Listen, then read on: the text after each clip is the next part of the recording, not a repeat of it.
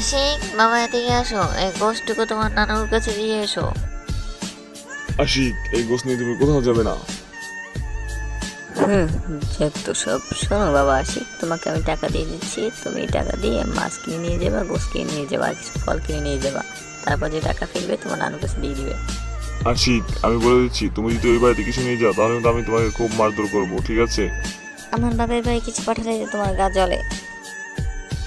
আশিক, এদিকে এসো, এই সবজিটা দিয়ে এসো, যাও। হ্যাঁ, আসছি।